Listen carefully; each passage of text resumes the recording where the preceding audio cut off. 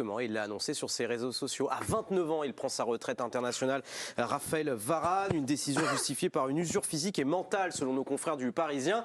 Il a laissé un message sur ses réseaux sociaux et notamment sur Instagram à Raphaël Varane. Un long message, on va vous donner les meilleurs petits passages. Ça a fait plusieurs mois que j'y réfléchis et j'ai décidé que c'était le bon moment pour moi de prendre ma retraite internationale. Je rêvais de faire comme nos héros et 20 ans après, j'ai vécu l'une des plus belles expériences de ma vie, de celles qui m'ont rendu vraiment fier. On a ramené la coupe à la maison. Le 15 juillet 2018 a été l'un des moments les plus formidables et mémorables de ma vie. Le moment est venu pour la nouvelle génération de prendre le relais. Nous avons un groupe de jeunes joueurs talentueux qui est prêt à prendre la relève, qui mérite d'avoir sa chance et qui a besoin de vous, du plus profond de mon cœur. Merci. Alors on fait un tour très rapide, voilà, juste sur le sentiment. On en parle d'ici une quarantaine de minutes, plus en longueur. Bertrand, vous suivez l'équipe de France pour les Bleus. Est-ce que vous l'avez vu venir? Oui. Oui, parce qu'on sait depuis déjà pendant la Coupe du Monde, le groupe des cadres, le groupe des trentenaires, Lloris, Giroud, Varane, Griezmann aussi, se posent des questions sur leur avenir en équipe de France. Celui de Lloris est déjà scellé, celui de Mandanda également. Varane ce soir, aujourd'hui c'est tombé. Il y en aura peut-être d'autres dans les prochains jours. C'est pas à exclure du tout. Donc surpris. Ça peut être Griezmann, ouais. Griezmann, il se pose des questions. Olivier Giroud aussi se pose des questions sur son avenir en équipe de France. Giroud, il a dit qu'il voulait continuer. Non, il a dit qu'il réfléchit. Il réfléchit. Ouais. Non, honnêtement, moi, je vous dis, je mets pas la main au feu qui prend sa retraite, mais je mets pas la main au feu qui va continuer. On continuera d'en parler un peu plus longuement. On fait juste un sentiment général parce que là, on a un plateau parfait pour ça entre Karine et Bertrand et puis deux joueurs. Le hasard fait que vous êtes là tous les deux ce soir. Vous avez connu des Bleus, vous avez connu les Bleus, puis vous avez connu les blessures et le fait que vous n'avez pas choisi votre fin de joueur. Je commence avec J parce qu'il me disait tout à l'heure, vous me disiez en off, 29 ans, mais jamais j'arrête. Moi, j'arrive pas à comprendre. Après, j'ai jamais été aussi dans leur situation où eux, ils sont titulaires indiscutables dans leur club et dans leur sélection. C'est peut-être, oui, beaucoup de matchs, une fatigue mentale et physique. Donc, ça s'entend. Mais ça m'étonne quand même parce qu'il est jeune, il y a encore minimum 1 Euro et pourquoi pas une Coupe du Monde. Oui. Donc ça m'étonne, mais après voilà, on peut pas lutter contre quand quelqu'un est usé mentalement. On peut pas lutter, il faut respecter ça. 29 ans, défenseur central. Alors on avait vu ici même sur ce plateau Benoît la Coupe du Monde. On disait s'il n'est pas là, est-ce que c'est si grave? La question a commencé à être posée. Est-ce que maintenant qu'il n'est plus là, c'est si grave pour l'équipe de France? En tant que supporter, quand même, ça reste un des cadres de cette équipe et j'aurais aimé quand même qu'il reste au moins jusqu'à l'Euro pour encadrer un petit peu les jeunes qui sont derrière. Mais effectivement, je suis quand même assez surpris. 29 ans, c'est jeune. On se bat quand même tous pour jouer en équipe de France parce que ça reste une consécration. L'usure, effectivement, je rejoins Jib, on peut l'entendre.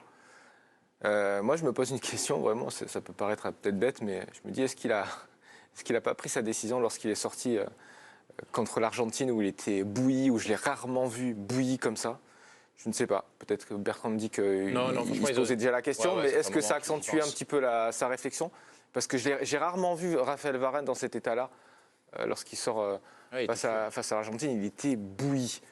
Donc voilà. Après l'usure, effectivement, ça peut s'entendre. On se demandera tout à l'heure si on regrette son choix. Un mot, Karine, sur cet arrêt, la retraite internationale de Raphaël Varane. Est-ce que vous, alors Bertrand nous dit que non, il les suit de très près, ça vous surprend? Est-ce que ça vous choque un peu? Ou est-ce que Non, parce qu'il y a quand même une réalité, même si on veut nous dire que l'équipe de France, c'est la grande bande de copains, des différences d'âge aussi, et il y a quand même une différence de génération et de mentalité aussi entre les anciens. Oui, d'accord, mais sauf que Raphaël Varane est quand même beaucoup plus proche des trentenaires passés, il est père de famille, il a une vie qui n'est pas la même que certains membres de l'équipe de France qui sont beaucoup plus jeunes, et des écarts de génération, il y en a eu en équipe de France, et parfois ça a posé aussi des problèmes dans les générations passées, et Jib le sait mieux que moi. Et après, il y a une réalité aussi, c'est que c'est un joueur qui est quand même très souvent blessé et qui a des difficultés à enchaîner.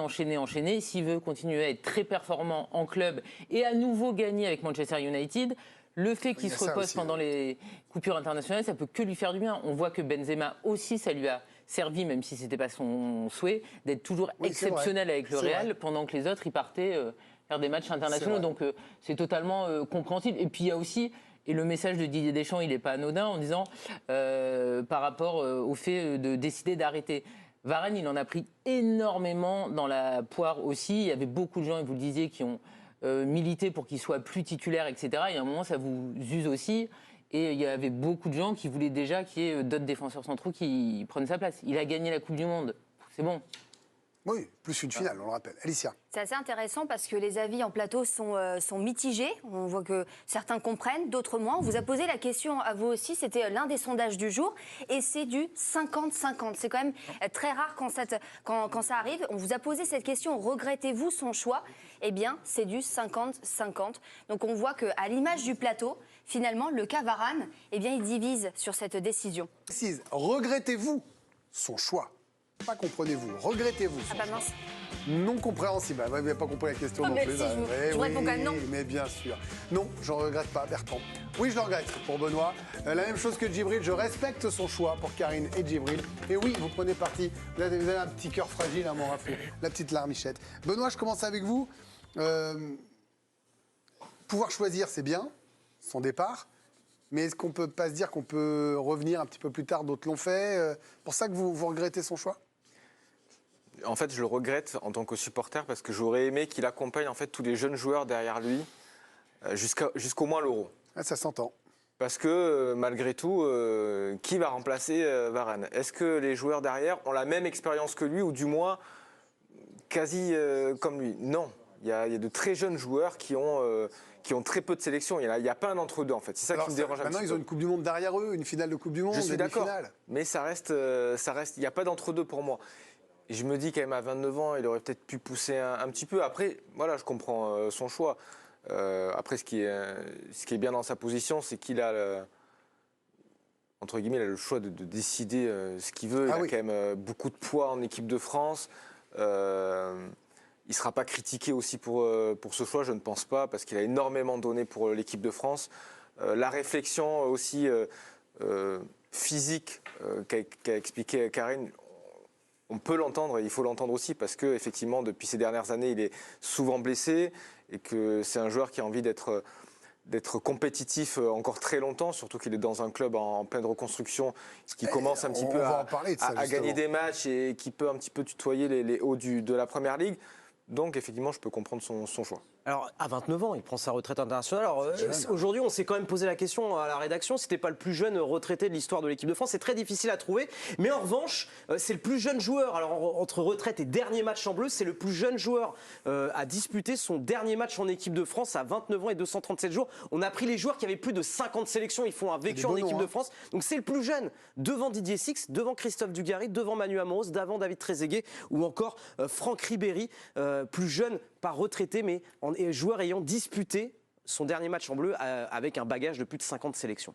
Djibril Cissé, il y a quelques semaines ou quelques jours, je ne sais plus, qu'importe, Vicage Dorasso disait « Moi, j'aimerais bien que les joueurs ne prennent pas leur retraite internationale, c'est aux sélectionneurs de décider. Et tant que vous êtes apte à jouer, vous devez jouer. » Est-ce que c'est aussi votre ligne de conduite?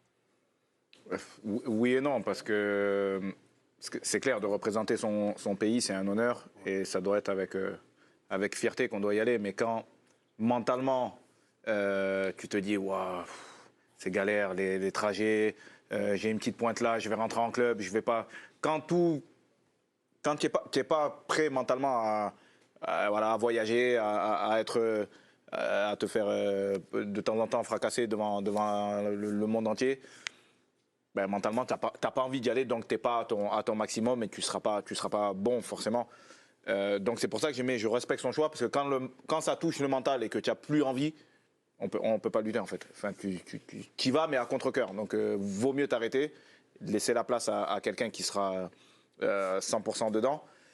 Mais de là, regretter, non. Après, il aurait pu pousser un peu. Enfin, au moins l'Euro. Ouais, voilà, au moins l'Euro. Mais après, de là à dire je regrette, non, parce que je sais que mentalement, c'est trop important d'être impliqué à 100%. Alors, Karine Galli, est-ce que, si on inverse la question, l'équipe de France va regretter Raphaël Varane? Cette équipe de France-là, avec tous ces défenseurs centraux de talent qui émergent?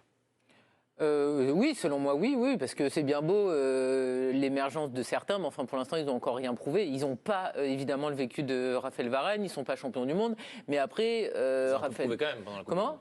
Upamecano, on en sait un peu plus maintenant qu'avant la Coupe du Monde. Oui, mais bon, un peu prouvé quand même je déjà. suis toujours pas rassuré à 2000% moi par Upamecano. Mais après, Konaté. pendant la Coupe du Monde, il y avait quand même énormément de gens qui voulaient Upamecano, Konaté. Donc tous ces gens-là sont très rassurés. Ils se disent que Varane sert à rien. C'est pas mon avis. Moi, je pense qu'effectivement, Raphaël Varane a fait des très bonnes chances en bleu, notamment en 2018, et qu'il en a aussi pris beaucoup dans la poire. Donc à un moment, tu as aussi envie de dire stop, et que de toute façon, il avait un problème physique. Et ça, c'est une évidence.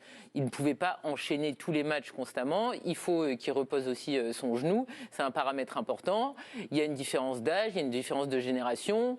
Il y a un euro à aller chercher potentiellement. Mais enfin, entre avoir gagné une Coupe du Monde et gagner un euro, si t'es pas animé de la même façon, Mais il n'a ça pas s'entend. gagné l'Euro, peut-être que ça aurait pu être une source sauf que, de motivation. Rien ne nous dit qu'ils vont gagner le prochain. Donc, s'il n'est pas animé par ça, et si il se dit par contre qu'il a envie de gagner avec un autre club que le Real Madrid et de montrer aussi au Real Madrid qu'ils n'auraient pas dû le laisser partir et qu'à Manchester United il peut gagner, et ben voilà, c'est le club.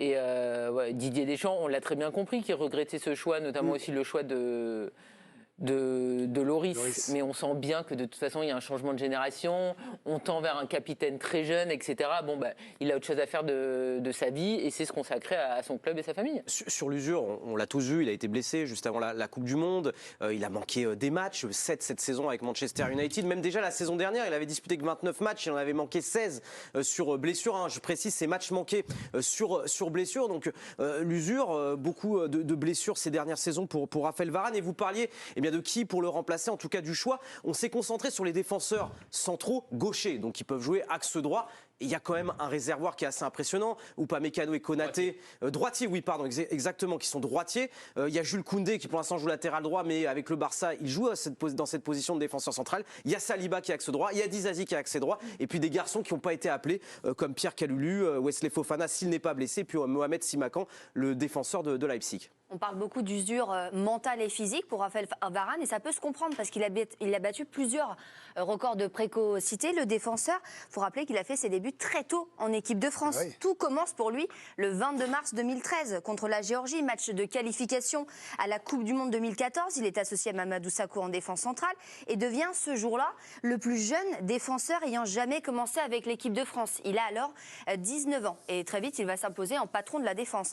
Il devient l'année d'après, en 2014, le plus jeune capitaine de l'ère moderne de l'équipe de France à 21 ans, un brassard qu'il aura porté à 20 reprises avec les Bleus durant ces 10 années sous le maillot de l'équipe de France. Il était encore vice-capitaine lors de la dernière Coupe du Monde. Pas plus tard qu'au début du mois de janvier, il était désigné comme l'héritier naturel d'Hugo Lloris, même si le nom de Kylian Mbappé revenait beaucoup, mais lui il incarnait une sorte de suite logique avec le gardien français, très apprécié de ses coéquipiers, Raphaël Varane. Il y a eu plein de réactions autour de sa décision sur les réseaux sociaux. Il y a eu Flo Thauvin, avec ce mot qui est beaucoup revenu. Merci pour tout, frérot. Kylian Mbappé, Lucas Digne, pardon, juste avant. Un plaisir et une chance d'avoir joué à tes côtés. Je parlais de Kylian Mbappé à l'instant. Merci Raph, le meilleur pour la suite. Il y a eu Kingsley Coman, merci pour tout. Ou encore Olivier Giroud, merci mon Raph. Beaucoup de messages aujourd'hui pour Raphaël Varane. Et quand vous prendrez votre retraite, Raphaël, on fera la même chose. Merci mon Raph. Je le prends pour moi quelque part. Monde, voilà, quelque part, le monde viendra vers vous et dira merci mon Raph. Mais c'est pas tout de suite la retraite, hein, a priori. Non, vous avez encore peut-être 32 ans de plus. Oui. Non, c'est rien ça. Non, c'est pas. Non, mais vous êtes un monstre, hein, Bertrand Latour. Quelle place il va laisser, quelle trace il va laisser en équipe de France? Quelle est, je ne vais pas vous demander de faire votre top 5 des défenseurs centraux parce que là c'est un peu abrupt, mais à quel niveau vous allez vous l'imaginer?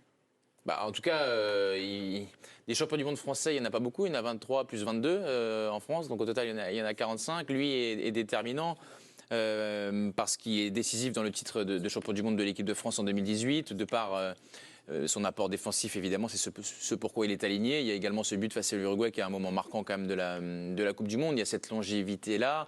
Et Alicia l'a dit, il a quand même porté le brassard de capitaine un certain nombre de fois. Il y a une telle longévité que forcément sa trace est très impactante. On a évidemment qu'il a fait des moins bons matchs. Il y a longtemps cette étiquette qui lui a été collée après ce qui s'était passé en 2014 face à l'Allemagne et le but de Hummels. Mais sur la durée, vous avez le droit de rater un duel. Mais bien sûr, évidemment, mais c'est ce que j'allais dire. Sur la durée de 80, on a combien, 93 sélections? Ouais, c'est ça. Sur 93 sélections, il y a peu de naufrages quand même. Il n'a pas fait que des bons matchs, parce que je veux dire, comme tout le monde, il en a raté aussi.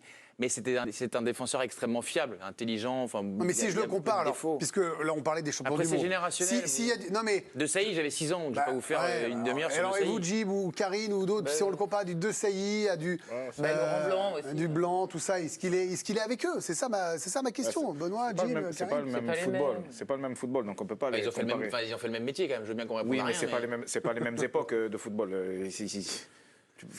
Moi, j'ai joué avec Marcel et Laurent et je le connais un peu, Raphaël. Enfin, j'arrive pas à comparer. C'est pas le même football. C'est pas les mêmes époques, donc c'est compliqué. On peut donner des petites indications. Alors déjà, rappelez le palmarès, Bertrand l'a rappelé, c'est 2 finales de Coupe du Monde disputées. Une qu'il a gagnée en 2018 et il y a encore quelques jours qu'il a perdu face à l'Argentine. Il y a une Ligue des Nations aussi pour lui. Et puis, c'est 4 phases finales de Coupe du Monde disputées. Enfin, 3 phases finales de Coupe du Monde, plus l'Euro 2020. Il n'avait pas disputé l'Euro 2016. Alors, pour le situer un petit peu, voilà, la compétition reine pour une sélection, c'est la Coupe du Monde. Alors, est-ce qu'il fait partie des joueurs ayant disputé le plus de matchs de Coupe du Monde? C'est le 3e joueur français le plus capé en Coupe du Monde, à égalité avec Olivier Giroud, 18 matchs. Ça va s'afficher dans quelques instants. Loris et Griezmann sont les 2 premiers au classement, 20e et 19e. Voilà, le classement s'affiche. C'était pas ça que je voulais, hein, les amis. Ça, c'est le top 10 des plus capés de l'histoire de l'équipe de France. C'est le 3e joueur français le plus capé en Coupe du Monde. Est-ce que ça va s'afficher, les copains? Sinon, dites-le. En régie. Tableau Varane Coupe du Monde. Voilà, il est là. Et quand on rentre un petit peu plus dans le détail, vous voyez que devant lui, il est devancé par un gardien et par un attaquant. Et bien cela va de soi. C'est le défenseur français le plus capé en Coupe du Monde avec ses 18 matchs et 3 participations. Devant Lilian Thuram, devant Bossis, devant, on a parlé de Marcel Desailly. Voilà, il est devant tous ces garçons. C'est le défenseur qui a disputé le plus de matchs de Coupe du Monde. Voilà, Raphaël Varane qui a annoncé aujourd'hui sa retraite internationale pour se consacrer à son club Manchester United.